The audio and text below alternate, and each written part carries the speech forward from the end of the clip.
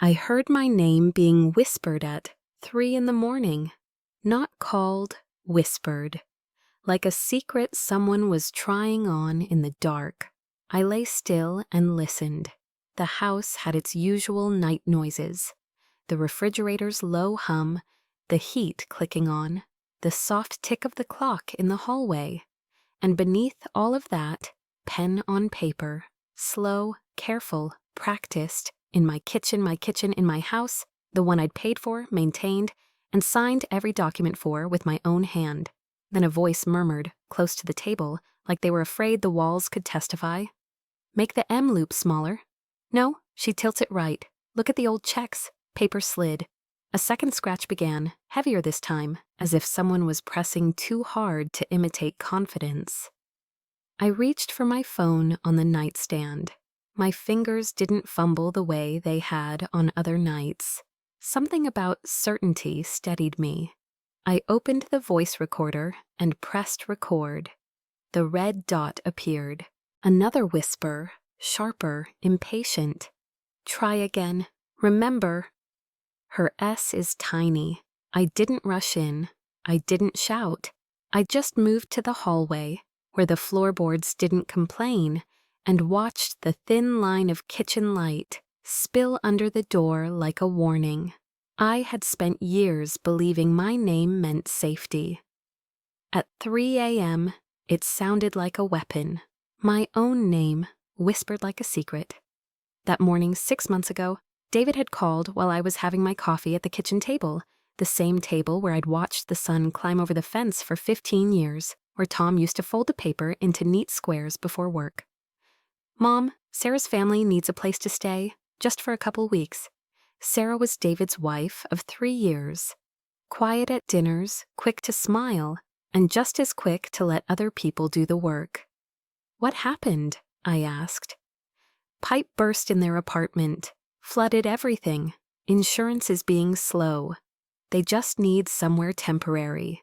Temporary. I should have made him define that word right then. I should have asked for a date, a plan, something in writing. Instead, I said yes, because David was my son, and I still believed kindness came back around. They arrived that afternoon with bins and damp blankets. Her parents moved slowly, sighing as if my hallway had been built to insult them. Her sister, Lisa, came in first, eyes sweeping the living room like she was pricing it. Lisa's boyfriend, Mark, followed, hauling a gaming chair.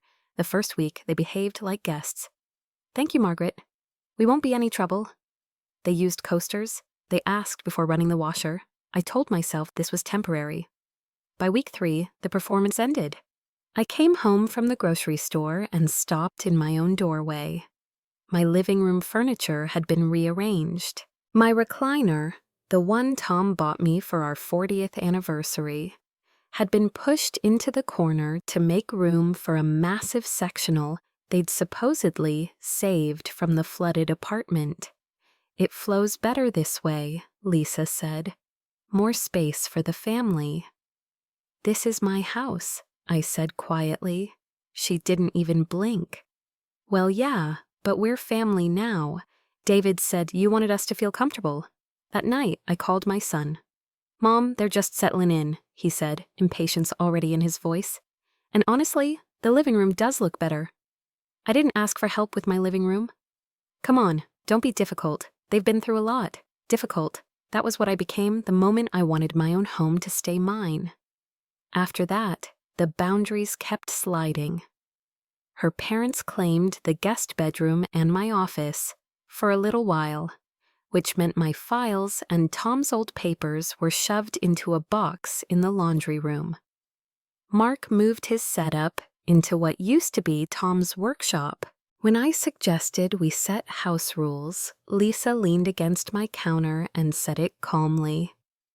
Family decisions aren't made by just one person. It wasn't a shout. It was worse. It was an announcement that my vote no longer counted. In October, the utility bills arrived like a slap. Electric, $340.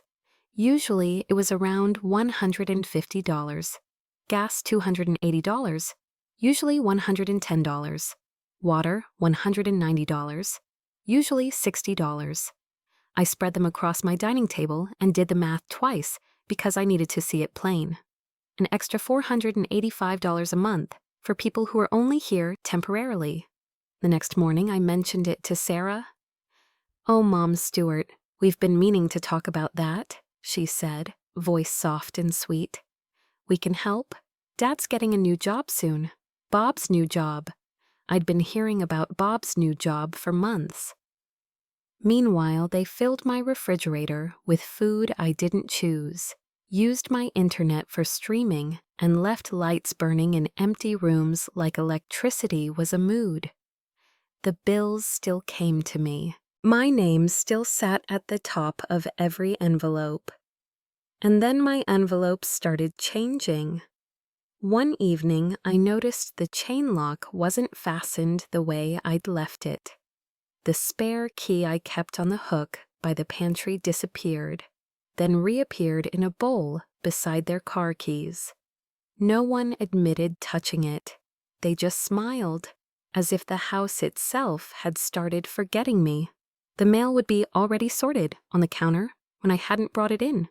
A bank letter I expected didn't show up until days later, tucked under grocery ads. Once, a statement arrived with the seal torn. "Oh, I thought it was junk mail," Sarah said, smiling like it was nothing. "Sorry, didn't put a seal back together." November brought more bodies and more noise. A second car in my driveway. Boxes in my garage. Lisa's daughter, Amy, showed up for a bit. 22 and unemployed, with a boyfriend who started staying more nights than he left. Amy handed me a laundry basket like it belonged to me. "Can you do this?" "I don't know how your machine works. My machine, in my house." "I can show you," I said. "That's okay. You're good at it." Soon I was cooking for 6 adults, cleaning up after 6 adults, washing clothes for people who looked through me like I was part of the furniture. When I suggested we rotate chores, Lisa's smile tightened. "But you're home all day anyway, home all day." As if retirement meant my time was free. And the noise became its own kind of control. They stayed up until 2, sometimes 3 in the morning, television blaring, voices echoing through walls that had been quiet for 2 years since Tom passed. Friends came over late, doors slammed, laughter burst and died and returned. When I asked them to keep it down, they apologized and promised to be quieter. Then the next night, it started again, as if my sleep was optional. By December, I wasn't sleeping more than 3 or 4 hours a night. I'd lie in my bed, the bed Tom and I had shared, and listen to strangers living in my house, using my utilities, eating my food, and treating me like I was the problem. David stopped returning my calls, and when I did reach him, he sounded rushed, irritated, like I was interrupting something important. Sarah answered his phone more often now, concern practiced and smooth. "Mom, David's so stressed. Maybe it's better if you call less. You understand, right?" I understood. I understood that my son had chosen the path of least resistance, and that resistance was me. Christmas was coming. Lisa talked like they'd be here through the holidays. Bob and Carol made plans for New Year's, like it was already decided. Amy asked if she could paint her room, meaning my guest room. One night, I sat at my kitchen table with tea and 6 months of evidence, utility bills, grocery receipts, notes I'd started writing in the margins like I was building a case instead of a home. The numbers told the same story every time. $2,900 in extra expenses. And something else I couldn't put on paper. The feeling that my name, my space, my routine were being handled by other people, without asking. I thought about Tom. How he used to say I was too trusting, too willing to say yes when I should say no. How he warned me that kindness without boundaries wasn't kindness at all. It was an invitation. And in that kind of exhaustion, you start missing things you shouldn't. Sleep became a luxury I couldn't afford. The insurance papers showed up on a Tuesday morning in January. I was cracking eggs into a pan when Lisa walked into my kitchen with a manila envelope and that tight little smile she wore when she wanted something without asking for it. Carol followed behind her, holding a steaming mug of my coffee like it had always belonged in her hands. "Mom Stewart," Lisa said, sweet as syrup, "we just need you to sign something, routine insurance stuff." She laid 3 pages across my table, clean, official-looking, dense with small print and letterhead I didn't recognize. The kind of paperwork that made your eyes tired before you even understood what it wanted from you. I reached for my reading glasses. "It's just routine, Mom. Don't you trust us?" Trust. I'd trusted temporary. I'd trusted gratitude. I'd trusted my own son to remember whose house this was. Trust had gotten me a crowded home and an empty kind of respect. "I'd like to read it first," I said. Of course," Lisa replied, as if she'd offered me a gift. But Carol glanced at her watch. Lisa's fingers started tapping the tabletop in a slow, immiscient rhythm. Mark appeared in the doorway with his arms crossed, filling the frame like an obstacle. The air in my kitchen thickened, not with heat, but with pressure. I read the first page. Property coverage. The second page, liability. The third page had signature lines flagged with yellow tabs, my name printed neatly beneath each one, as if someone had already decided what I would do. "What exactly am I signing?" I asked. "We're adding everyone," Lisa said quickly, "so we're all covered while we're staying here." I'd handled insurance paperwork in my life. After Tom passed, I'd signed enough forms to feel the weight of words like coverage and beneficiary in my bones. This didn't read like a simple update. It read like something trying to dress itself up as ordinary. "I'll have my attorney look at it first." The kitchen went colder. "Your attorney?" Lisa's voice sharpened, the sweetness cracking. "For insurance papers?" "I review documents before I sign them," I said. "That's not paranoia. That's practice." Mark stepped closer, as if closing distance could close my mouth. "It's 3 signatures," he said. 30 seconds. Paranoid, confused, difficult. They used words like those the way people use perfume. Spraying until the room stopped smelling like the truth. "I'll call you when it's reviewed," I said. I gathered the pages into a neat stack. Lisa's hand shot out. "Actually, we need them back. The agent is coming this afternoon." "Then I'll make copies." Her smile twitched, just once, just enough to show panic underneath. "That's not necessary. We'll come back when you're ready to sign." They left with the envelope, but something stayed behind with me, not the papers, the message. If I didn't sign quickly, I would be the problem. That afternoon, I called David. "Your wife's family asked me to sign insurance documents today," I said. "Yeah, Sarah mentioned it," he replied, already tired. "Just sign them, Mom. They're trying to help." "I'm having them reviewed first." There was a pause long enough for me to hear someone whisper in the background. Sarah, urgent, close to the receiver. David exhaled. "Mom, are you feeling okay?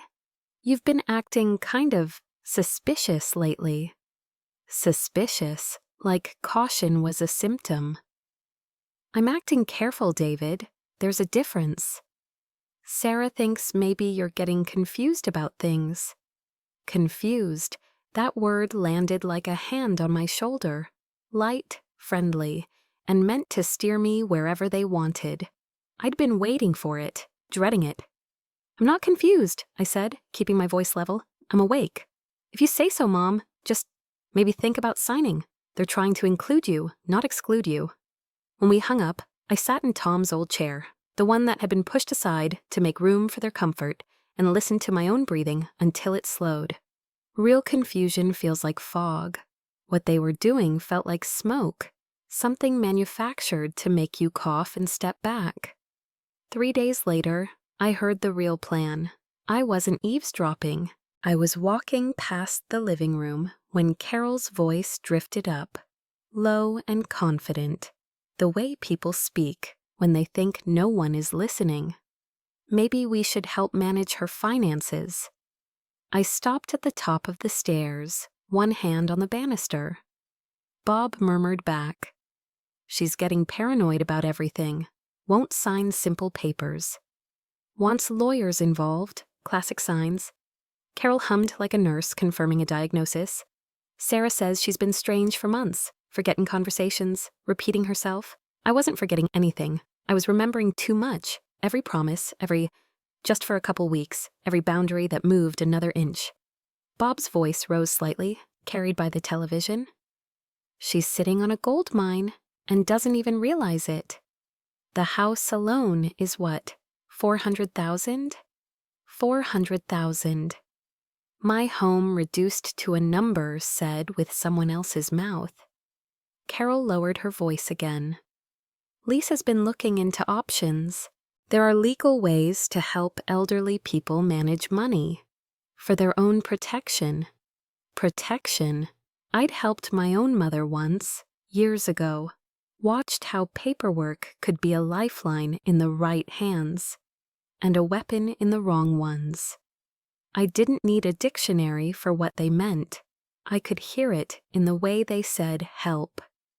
I backed away from the stairs and went to my bedroom, closing the door softly behind me. My hands were shaking, not with fear, with anger so clean it felt like clarity. Then the mail started arriving already opened. At first it was subtle, a small tear at the edge of an envelope. Easy to blame on machines, easy to doubt myself. But then a bank statement arrived with the seal torn clean across, repressed badly. I called the bank from my bedroom, where no one could overhear. The woman on the line was polite, careful. She didn't accuse, she didn't gossip. But she did say one sentence that made my stomach go cold. "We've already had someone call asking about that same information, ma'am. A family member. They had your social security number. My social security number.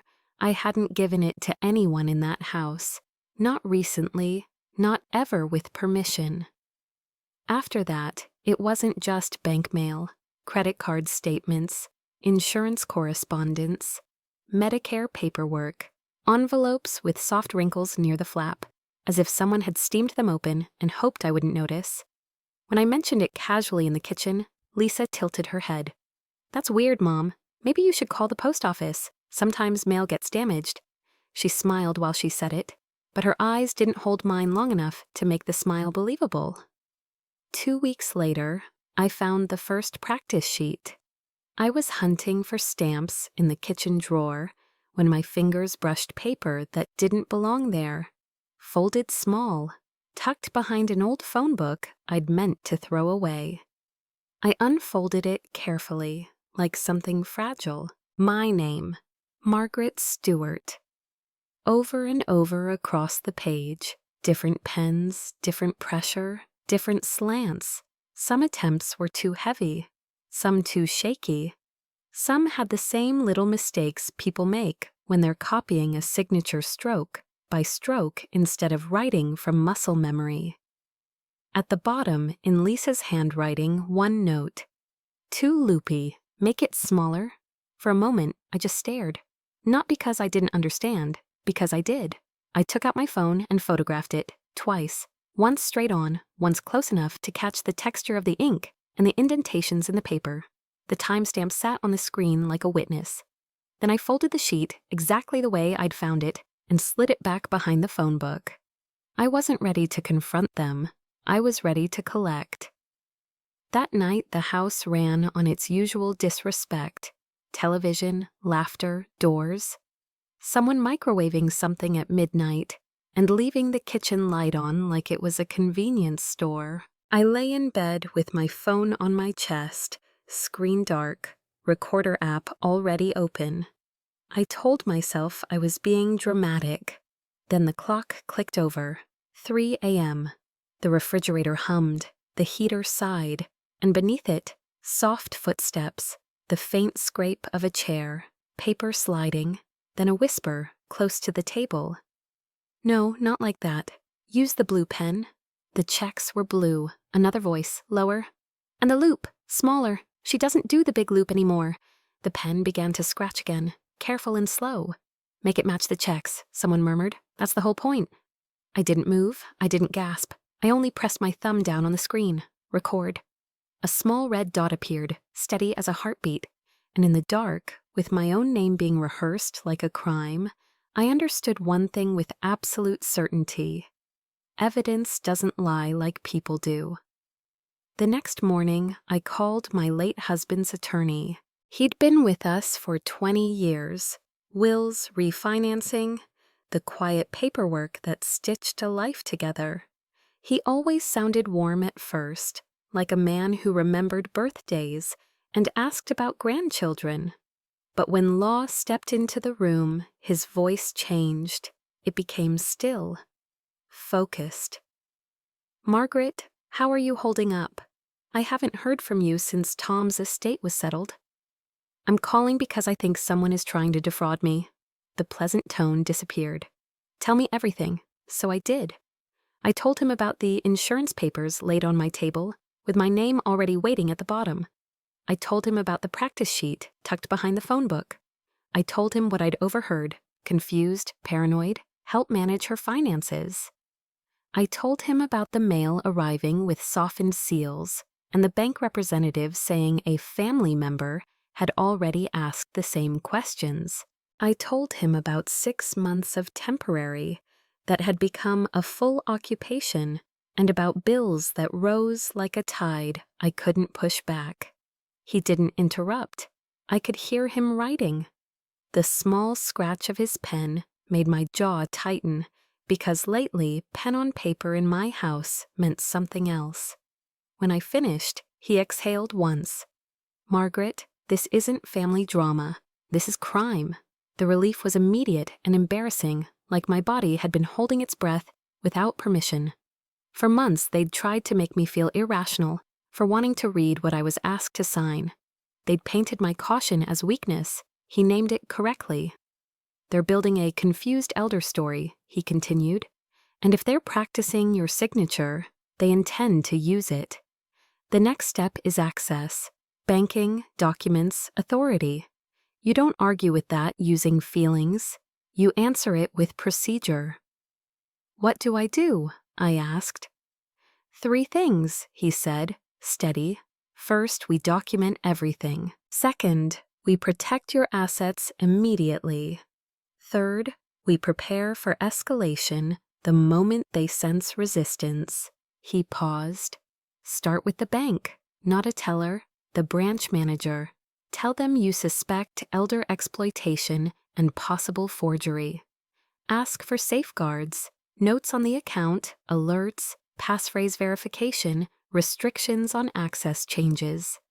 Cascade First National had been my bank for 32 years. My first mortgage had been there. Tom's paychecks had been there. My Social Security and pension arrived there every month like clockwork. I knew the lobby smell. I knew the little bell on the door. I knew the rhythm of the place. And I realized I'd been starving for something that felt normal. The manager didn't look shocked when I explained.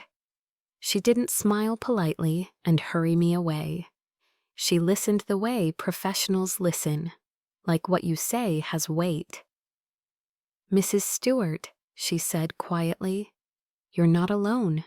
We see family exploitation more often than people realize. The good news is we have protocols. She turned her monitor slightly so I could see her typing notes into my profile. First, I'm placing a fraud alert and an exploitation concern note across your accounts. That means any request to add a signer, discuss balances, or change contact information becomes high risk by default. Second, we're adding a verbal passphrase. No one gets information without it, not even someone claiming to be your son. Third, we'll turn on transaction alerts. You'll get a notification for withdrawals, transfers, and any attempt to change online access. Fourth, for larger withdrawals and for any access change, we'll require in-person verification with photo ID, and if anyone tries to present a power of attorney, our back office will review it, instead of accepting it at the counter. She looked up at me and held my gaze. If someone calls claiming to be family, we route them to me, not the general line. I hadn't realized how much it mattered to hear the words "we route them to me," as if I deserved protection without having to beg for it. I left the bank with something I hadn't felt in months: control. Back home, I didn't wait for courage. I worked like a woman building a case, because that was what this had become. My attorney had been clear. Dates, times, receipts, patterns, not a story, a record. I started in the one room they hadn't fully taken, the spare bedroom with Tom's old desk. I shut the door, sat down, and laid out what I had like evidence on a table. I photographed the practice sheet twice, one shot wide, one close enough to catch the ink pressure and the faint grooves in the paper. I made sure the timestamp was visible. Then I folded it exactly the way I'd found it and returned it to the drawer because I wasn't ready to show my hand. Next, I gathered the opened envelopes. I didn't throw them away. I slid each one into a clear plastic bag, labeled the date I received it, and photographed the seam where the glue looked softened. Some people would call that paranoid. I called it accurate. I took screenshots of my bank activity and my monthly deposits, Social Security, pension, then created a separate cloud folder with a password no one in my house had ever heard me say out loud. I uploaded everything and emailed copies to my attorney from an account they didn't know existed. Then I laid out 6 months of utility statements across Tom's desk, like a timeline you could read in numbers. Electric, $145, $160, $220, $295, $340, $340. Gas, $110, $125, $175, $220, $280, $285. Water, $60, $75, $110, $140, $185, $190. There was something steadying about the math. The receipts didn't argue. They didn't call me difficult. They didn't whisper about my mind. Truth has a way of organizing itself when you stop apologizing for it. I built my timeline the way my attorney asked: clean, simple, supported by attachments. August 15th, David called asking for 2 weeks of temporary housing. August 17th, they moved in. September 12th, furniture rearranged without permission. First open challenge to my authority. October 15th, financial strain became measurable. Utilities plus groceries increasing. November 10th, additional occupants began staying regularly. Noise and traffic escalated.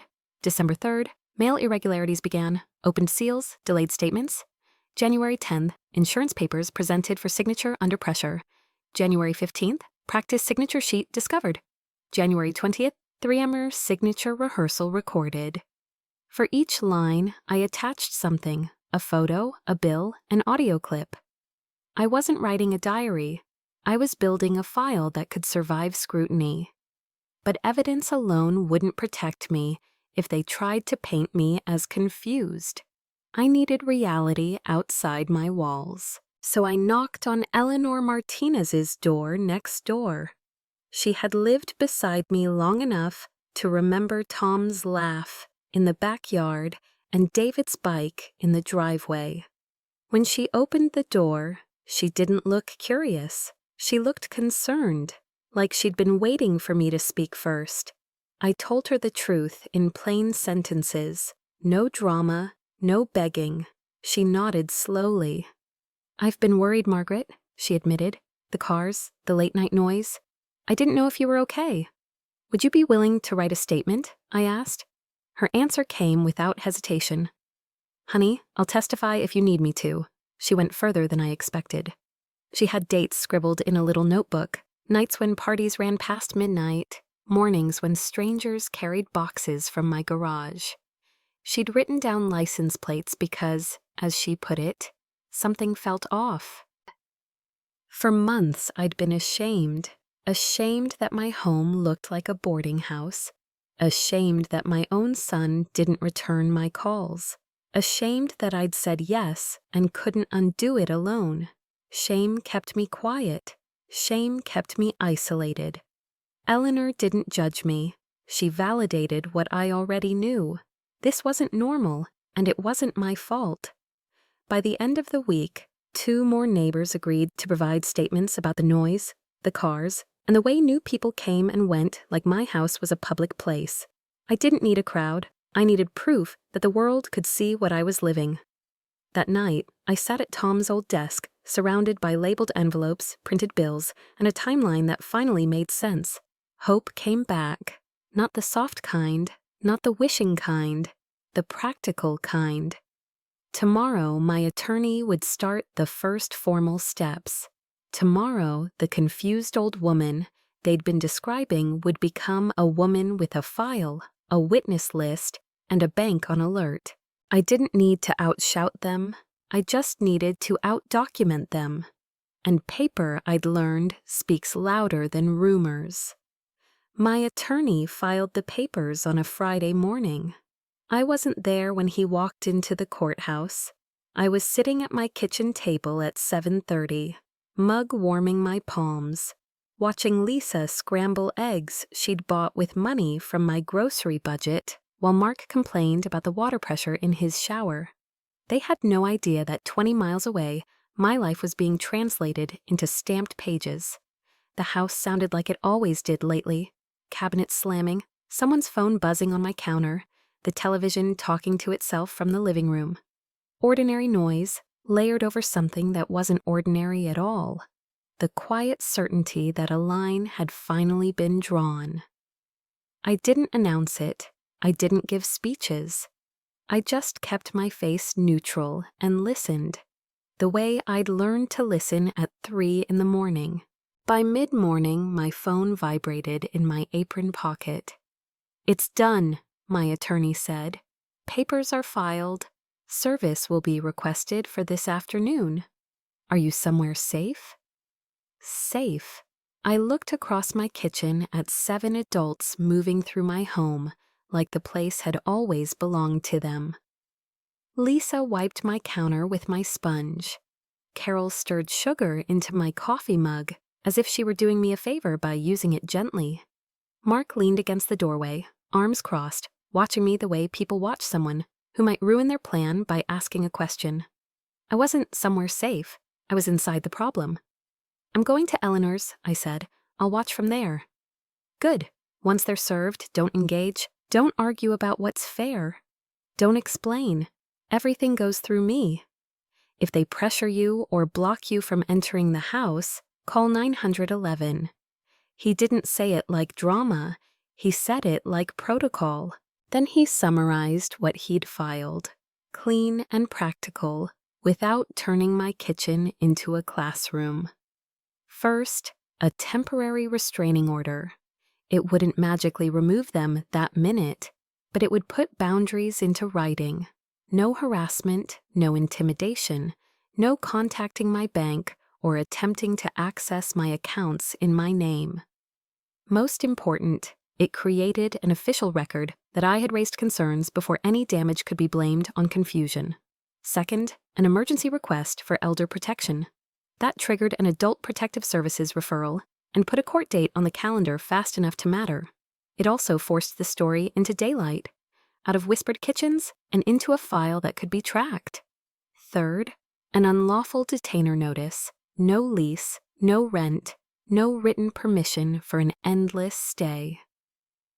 Temporary emergency housing was not a forever agreement, no matter how many people pretended it was. This was the civil path to get my home back.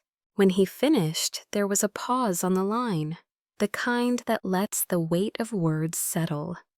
"The law speaks in documents," he said, and for the first time in months, I believed my voice could be heard without being raised. Before I left the house, we handled the next layer. "Call the county recorder," he told me, "or I can stay on the line while you do. We're going to put your property on their radar."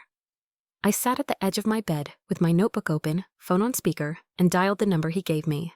The recorder's office music was thin and tinny, a looping tune that made the wait feel longer than it was. A clerk answered. Her tone was careful, neutral, not alarmist. "County Recorder's Office, how may I help you?" I gave my name and address. My voice stayed calm. Calm was a choice I made now.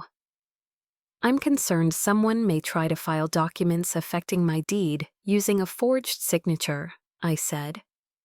"My attorney has filed protective orders today. I need to know what protections exist and what to watch for." There was a click of a keyboard, paper shuffling, then, "Ma'am, we can place a property fraud alert. It won't stop someone from attempting a filing, but it will flag your parcel for review, and it will generate notifications if anything is recorded." "Notifications to where?" I asked. "To an email you provide and to a mailing address. You'll also want to request a copy of your current deed and verify it.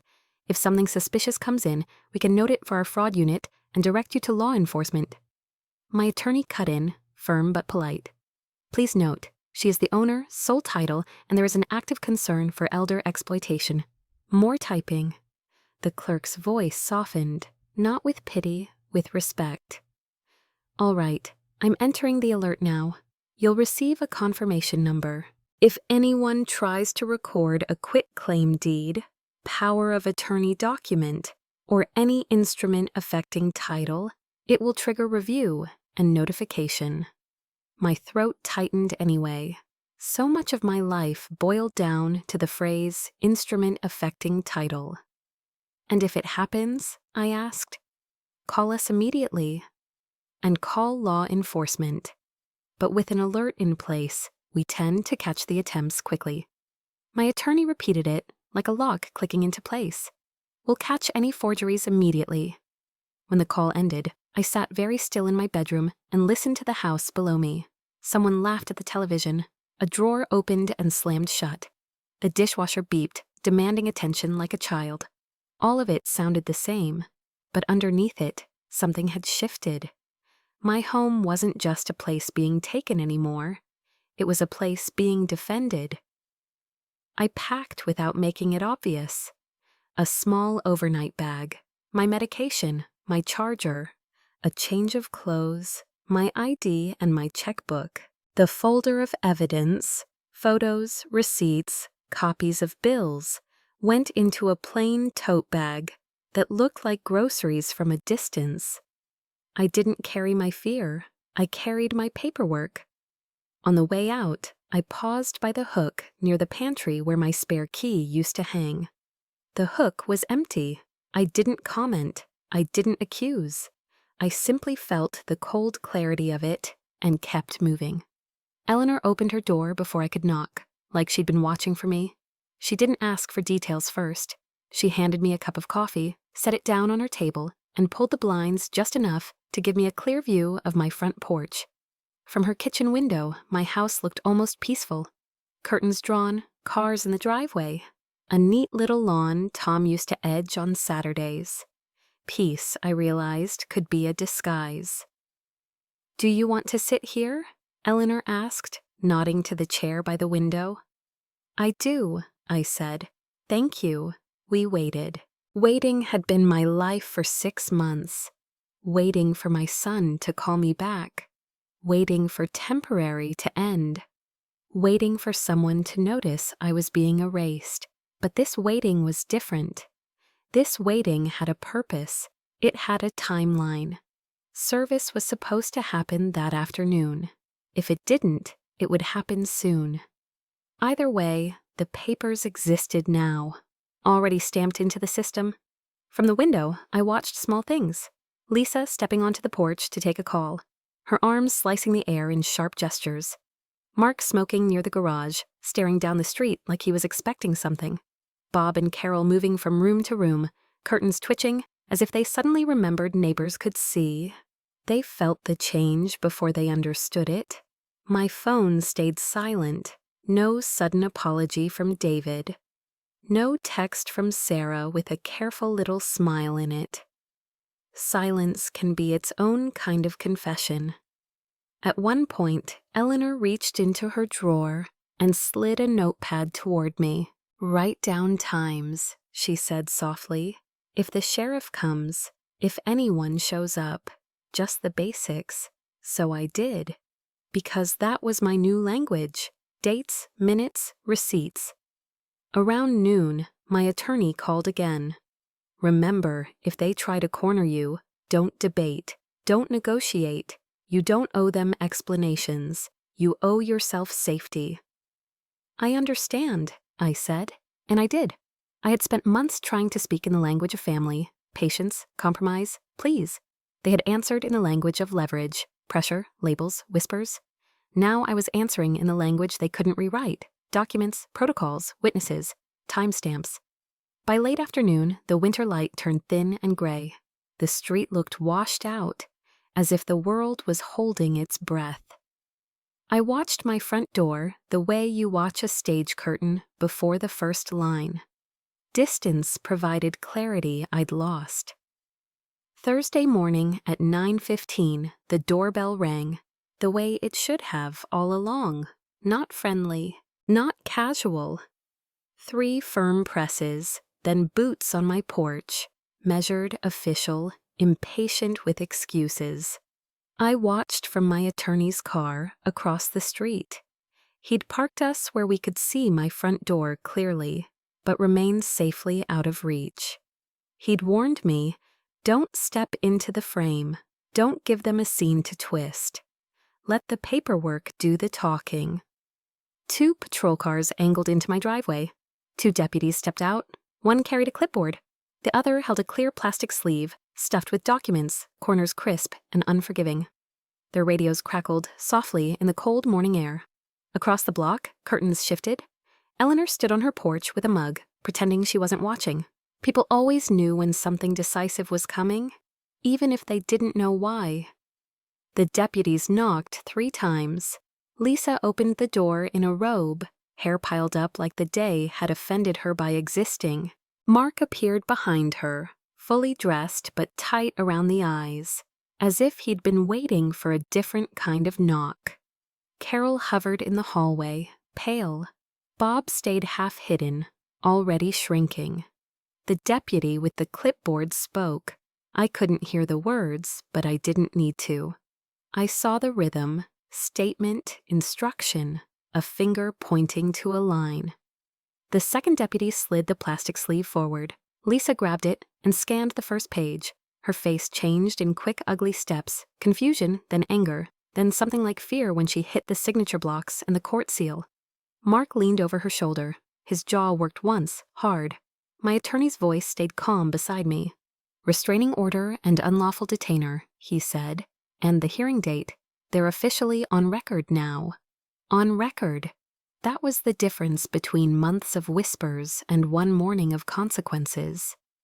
My hands tightened around my own phone in my lap, not because I was scared of them, but because I was scared of the old habit, of doubting myself when they spoke confidently. I watched the paper in Lisa's hand flutter like a flag of surrender and reminded myself I wasn't guessing anymore. I had timestamps, I had a file, and now the court had a copy too. The doorbell rang with authority. Lisa threw her head up and shouted, the sound sharp enough that I could almost hear it through the glass. She pointed at the papers, then back into my house, like the house itself should defend her. Mark lifted his hands, arguing at the deputy's steady posture. Carol pressed a hand to her mouth. Bob stepped forward, trying to look reasonable. The deputy didn't move an inch. She pointed again. Line, signature. Lisa's hand trembled when she signed receipt of service. The irony hit me like cold water. They'd spent weeks practicing my signature so it wouldn't shake. Now hers did. Before the deputies left, the second one spoke longer. Required language, the kind you can't negotiate with. I caught a few words when the wind shifted. No contact, no intimidation, hearing date, served today. The deputy's tone didn't rise, didn't soften. It simply existed, like a door closing. Lisa's face drained. Mark's eyes widened. Carol sagged and Bob steadied her. Then the deputies walked back to their cars and drove away, slow, controlled, like they could return whenever they wanted. And my house erupted. Through the front window, I saw Mark pacing with a phone at his ear, chopping the air with his free hand. Lisa vanished and reappeared with a stack of papers, waving them like outrage could unfile a case. Within minutes, cars began arriving, relatives, friends, anyone who might add noise to the pressure. "They'll try to surround you," my attorney murmured. "It's a common tactic." "I'm not there," I said. He nodded once. "Exactly." My phone rang. "David?" I let it go to voicemail the first time, not to punish him, because this wasn't a fight to win with emotion. This was a problem to solve with proof. When he called again, I answered. "Hello, David."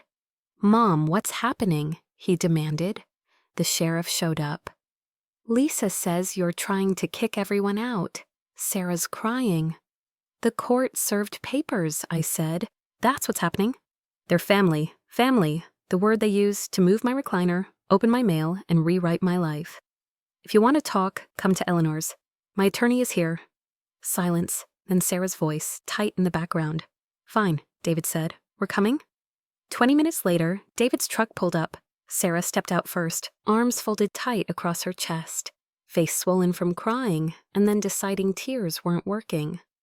David followed, shoulders heavy like he'd been carrying someone else's choices for too long. Eleanor let them in without saying a word, as if she were ushering them into a courtroom with throw pillows.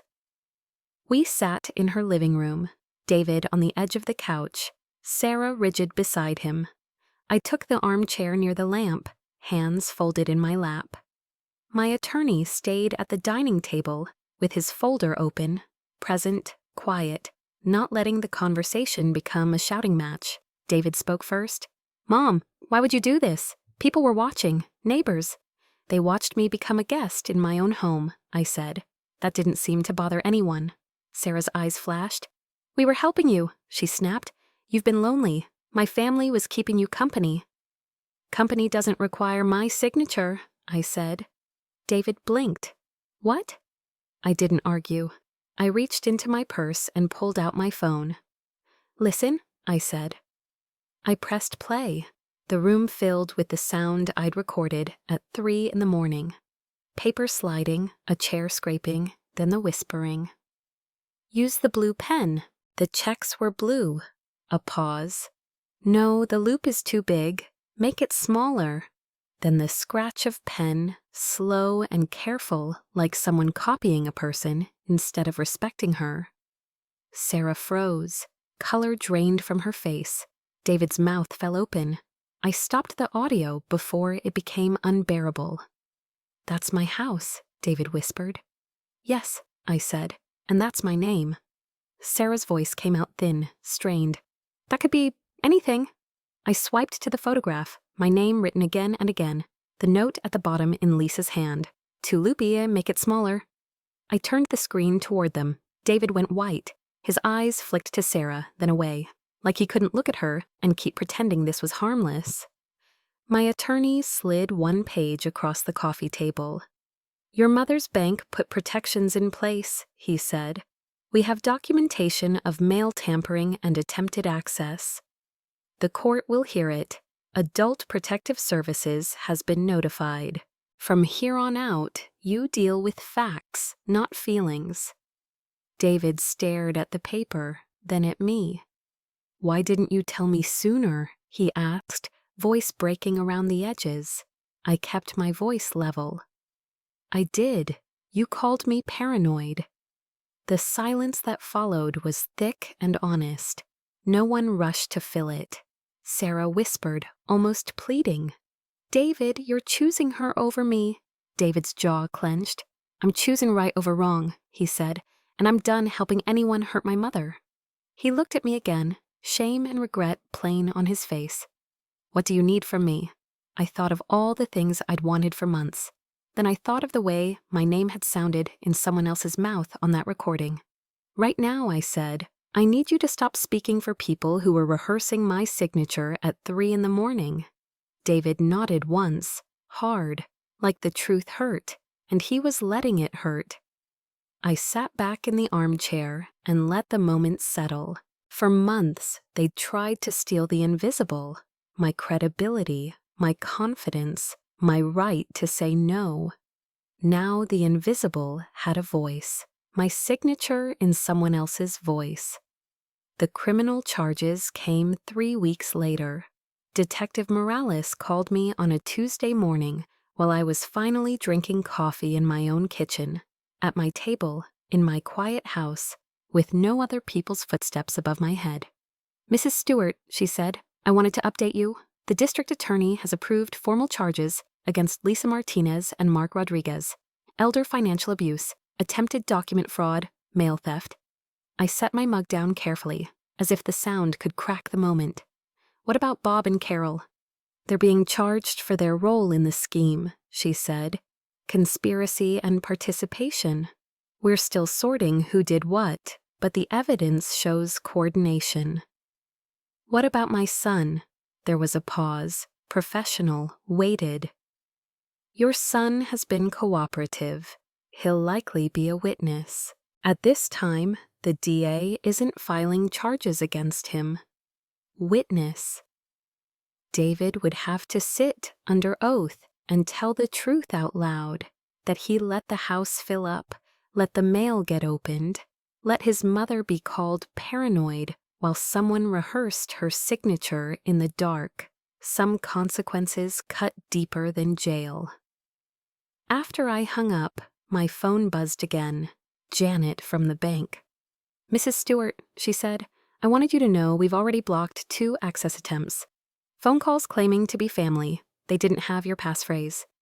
I thanked her, hung up, and stood at the sink and watched sunlight spill across the counter. For 8 months, my mornings had started with other people's demands. Now the only sound was the refrigerator hum and the soft click of the thermostat. Peace felt almost unfamiliar, like moving back into a body you hadn't lived in for a long time. But the case didn't end just because my house was quiet. Once the papers became public, the ripples traveled fast. Eleanor kept her ear to the neighborhood like a woman who'd grown up learning which storms mattered. They're at a weekly rate motel now, she told me one afternoon. Lisa and Mark, Bob and Carol are bouncing between relatives. Amy? Eleanor snorted softly. Back with an ex. That won't last. I didn't celebrate. I also didn't apologize for the consequences. I'd given them 8 months to behave like decent people in my home. They chose entitlement, then they chose theft. And the world treats choices like that the way gravity treats a dropped stone. Jobs disappeared. Rental applications stalled. People who used to show up for Sunday dinners suddenly had other plans. Even Sarah's relatives started stepping back, not because they suddenly loved me, but because nobody wants to stand close to a family being investigated for elder fraud. Detective Morales confirmed it during a follow-up call. Background checks are doing half my work, she said. Landlords call, employers call. We can't discuss details, but we can confirm there's an active case. The trial process would take time. Months, she warned. Paperwork, court calendars, motions, slow machinery. But in the middle of that slow machinery, one thing moved quickly. Truth divided them more than lies united them. David called me in early September. It was the first time his name on my screen didn't make my stomach tighten. Mom, he said, I'm divorcing Sarah. I didn't speak right away. I listened to his breathing, ragged, controlled, like he'd been holding himself together with both hands. Because of what her family did? I asked finally. Because of what I let happen, he said. Because of what I said to you while it was happening. I called you paranoid. I told you to sign papers. I stopped answering your calls so I wouldn't have to choose. His voice cracked. I can't build a life with someone who watched her family do that and called it help. And I can't live with myself if I keep pretending I'm that man. For a moment, I wanted to reach through the phone and pull him back to the boy who used to run inside with scraped knees and ask me to fix everything. But he wasn't a boy, and I wasn't responsible for fixing the consequences of his choices. Where are you staying? I asked. A small apartment, just me. Are you safe? Yes, he said. I'm learning what it feels like, to be honest. Some apologies came in sideways. A distant aunt called, voice trembling with embarrassment. Mrs. Stewart, I believed Lisa at first. I'm sorry. I saw the court papers later, and I don't know how they thought they could get away with it. Thank you for calling, I said. That's all I could manage. Sarah never called. Neither did Bob or Carol. In their version of the story, I was still the villain, an old woman who turned on family, instead of a woman who refused to be erased by paperwork. Money didn't magically return either. The extra utilities, the damaged walls, the items we'd photographed being loaded into their van. My attorney pursued restitution where he could, but he was blunt with me. Restitution requires funds, Margaret, and people facing felony charges don't usually have much. I surprised myself with how little that stung. I didn't need them to repay every dollar to feel whole. What I'd needed was my house back, my sleep back, my name back, and I had all three. On the first cold night of December, I walked through my living room and sat in Tom's chair where it belonged again. The clock ticked, the heater kicked on. No one argued in the hallway. No one practiced anything in my kitchen. The quiet was worth more than any check they could ever write. Truth divided them more than lies united them. 6 months later, I changed the locks, not because I was afraid. The restraining order did its job. I changed them because I wanted keys that had never been in anyone else's hands, never been copied just in case. The locksmith was young. High-security deadbolts, Mrs. Stewart, he said. No hidden keys, I told him. If I get locked out, I'll call you. Some security isn't about keeping criminals out. It's about knowing exactly who has access to your life. I added a lock to my mailbox. I switched my statements to paperless. The bank kept my passphrase on file. The county alert stayed on my deed. Then my house remembered how to be mine. Morning coffee without listening for footsteps overhead. Evening news without background voices. Utility bills that finally made sense again. $148 electric, $112 gas, $65 water. In March, David came on a Sunday afternoon. He knocked instead of using a key he no longer had. When I opened the door, he stopped on the mat and waited. How are you doing, Mom? I'm well, I said, and I'm careful. He nodded, shame plain on his face. I'm learning why you had to protect yourself from me as much as from them. We sat in my living room, my furniture where Tom and I had left it. I miss being someone you could trust, he said. Trust is earned back slowly, I told him, in small, consistent acts. He swallowed. I understand. Home returned when strangers left. 1 year later, a letter arrived from Lisa. 3 pages of notebook paper, the same cheap kind she'd once used to practice my signature, but this time it was her own handwriting, her own words, no yellow tabs telling her where to sign. She didn't apologize like someone bargaining. She wrote like someone who had finally run out of excuses. I've been required to attend counseling and a program on elder abuse, she wrote. I understand now what we did, how family is supposed to protect you, not prey on you. I don't expect forgiveness. I just needed you to know I'm ashamed. The criminal case had ended months earlier, with consequences on paper and a record that would follow them longer than my anger ever could. I folded the letter and put it in the same drawer where I'd once found practice sheets with my name. My house was exactly as I wanted it. Tom's photo back on the mantel, my furniture where it belonged. Utility bills reflecting one person's use, a phone that rang only for people I wanted to hear. David came every other Sunday now. We rebuilt trust the slow way, through consistency, not speeches. Learning the difference between boundaries and cruelty might be the most important thing I ever learn, he told me once. If you've ever felt like a stranger in your own home, remember this. Your name belongs to you. Your signature belongs to you. Your home belongs to you. If this story resonated, please share it, because silence is where predators get comfortable.